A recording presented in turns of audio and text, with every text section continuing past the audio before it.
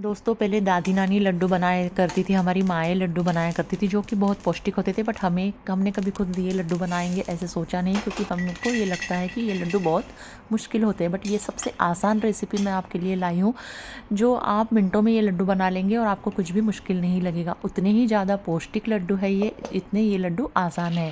तो flax seeds मैंने भून लिए हैं पहले, उसके बाद अखरोट मैंने भून लिए हैं। जैसे जैसे एक एक चीज़ मैं भून रही हूँ उसको मैं मिक्सर में दरदरा पीस रही हूँ।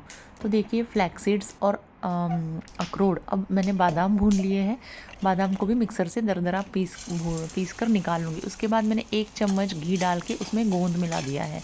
ये खाने वाला एडिबल गोंद है।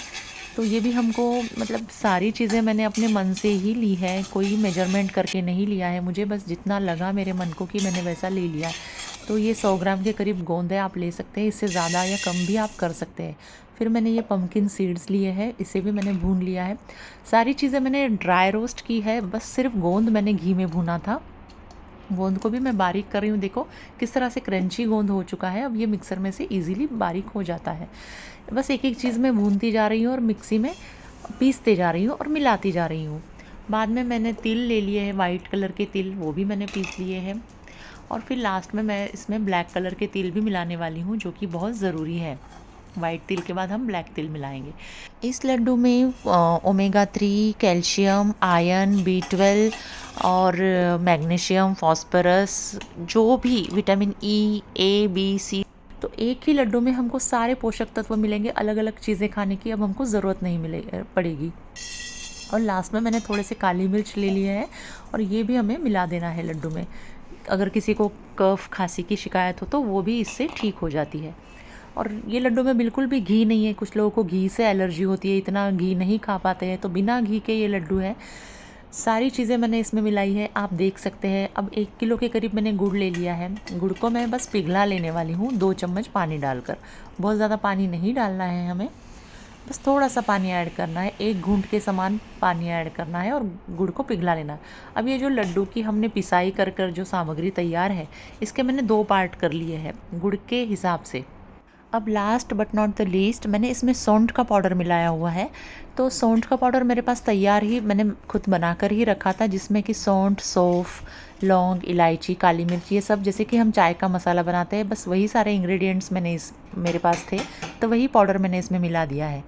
और गुड़ जो हम खा रहे हैं इस लड्डू में, तो गुड़ में फॉस्फोरस होता है। जो सर्दी खांसी के पेशेंट होते हैं उनके बॉडी में अक्सर फॉस्फोरस की कमी आ जाती है, तो उनके लिए गुड़ बहुत ज़रूरी चीज़ है। पिसाई के मैंने 2 पार्ट कर लिए हैं, 1 पार्ट में मैं ये पिघला हुआ गुड़ मिला दे रही हूँ। अगर आपको लगे कि गुड़ ज़्यादा हो गया है तो आप साइड में रखा हुआ सूखा लड्डू का हमारा मिश्रण भी इसमें मिला सकते हैं।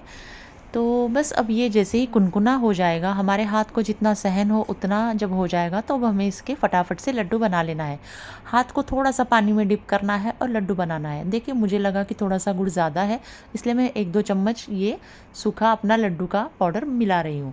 ये पाउडर मैं ऐसे ही रख दूँगी, जब जैसे ही मेरे ये लड्डू ख़त्म होते हैं मैं फिर से गुड़ पिघला के उसमें मिलाकर और नए लड्डू बना लूँगी।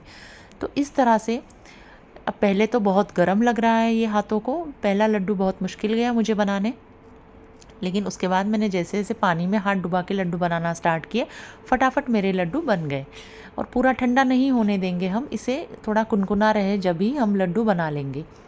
तो ये लड्डू खाने में तो इतने टेस्टी लगते हैं कि अब मैं आपको बता नहीं सकती। इसमें सारे वो इंग्रेडिएंट्स हैं जो हमको पसंद है। फ्लैक्स सीड्स का टेस्ट अगर आपको उतना पसंद नहीं है तो आप कम ज़्यादा कर सकते हैं, बट इससे कोई फ़र्क नहीं पड़ा। मैंने इतने फ्लैक्स सीड्स लिए थे, फिर भी लड्डू बहुत टेस्टी लगे, क्योंकि हमने इसमें अखरोट, बादाम, सौंठ और सारी अच्छी चीज़ें जैसे कि तिल वगैरह मिलाया हुआ है। तो लड्डू टेस्ट में ख़राब होने का तो कोई सवाल ही नहीं आता। इतने ज़्यादा टेस्टी और पौष्टिक लड्डू हमारे बन के तैयार हैं। तो आप भी ये लड्डू ट्राई करिए, मतलब मुश्किल तो नहीं है, इसमें घी बिल्कुल नहीं है, बिना घी के ये लड्डू है, जिससे वेट भी बढ़ने का हमको डर नहीं। और हाँ, फ्लैक्स सीड्स हमारे बालों के लिए भी बहुत अच्छा होता है।